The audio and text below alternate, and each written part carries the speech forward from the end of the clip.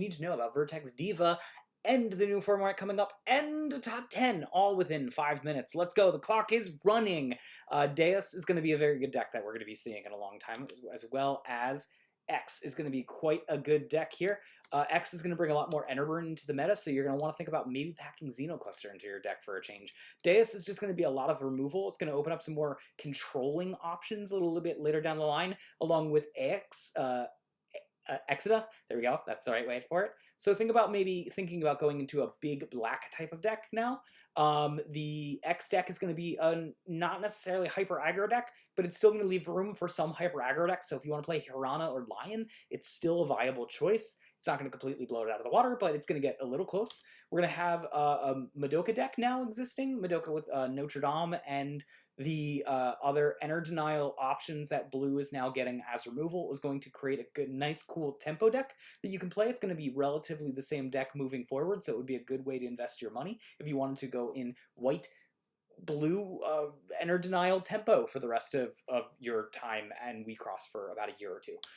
We won't see very much Dr. Tamago at first. We'll see quite a bit of it because a lot of people are going to want to do freeze shenanigans, and then it'll peter off because the control aspect is not going to be all that great, but there will be more control options that are going to be introduced in some future sets that are going to make Dr. Tamago a lot better, so I expect to see that. I expect to see a lot of Ott as well happening, just as a lot of people want to try it out, but then it starts petering out because it is a very difficult deck to run, and it takes a lot of thoughts. We're going to talk about the red-black multicolor because I think you're going to be seeing it a lot. It enables a lot of black splashes in as well as red monocolor-esque type of decks and allowing you to be greedy with your mana in those aggro decks. We're going to see a lot of Bathman. Bathman is going to be a good card outside of just DMX. It's going to be in pretty much all mid-range black decks that you're going to want, or even mid-range decks that splash black, because black brings access to the trash, and Baphomet brings access to the trash, while also being really good against the aggro decks that you could choose. This is going to be number 9 on our top 10, by the way. This is number 10 on our top 10. Going over to 8, I have a Machina Wing Slash. Machina Wing Slash is going to be our number 8. Now, I didn't put any center Elrigs in here, but I didn't say anything about assists. So here is our first assist. I think Machina Wing Slash is a very, very good one. Gives you a really good access to black and gives you a great access at a level 1 assist cost to black.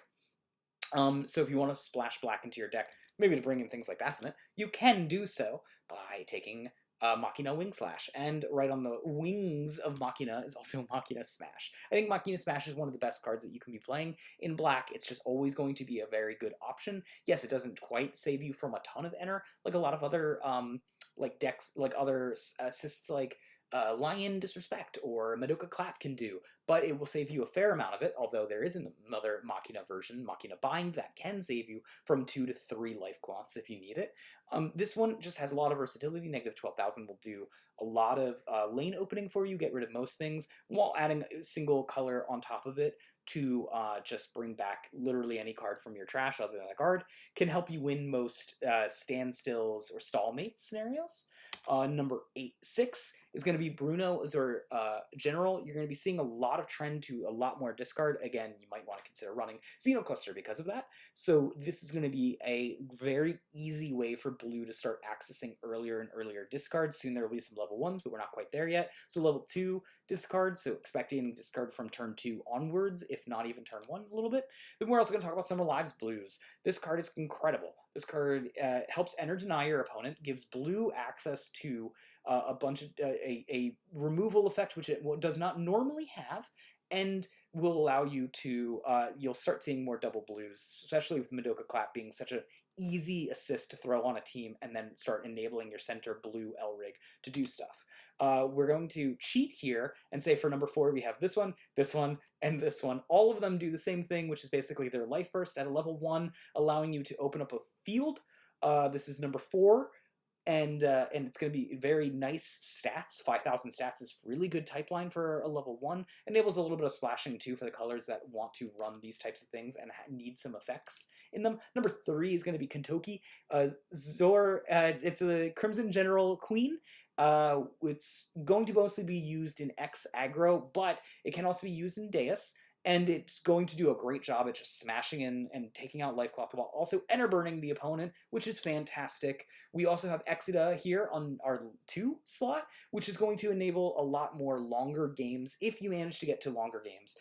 This is basically a mid-range and control killer, as if it just sticks on the field after turn 4, it basically guarantees that you will start going to turn 5, turn 6, turn 7. If you need to with Exia, you can go ahead and also recur it, which will mean that you can use it over and over and over again, unlike your assists, which are a one-time and only use. The last one here, the top 10, number 1 slot here is going to be White Heaven.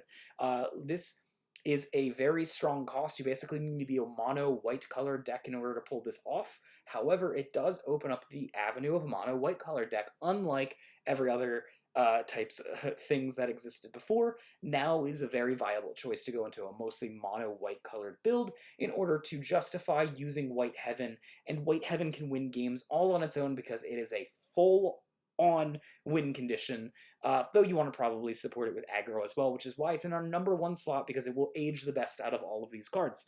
Sadly, I didn't make it only 6 minutes. Darn, I'll try harder next time.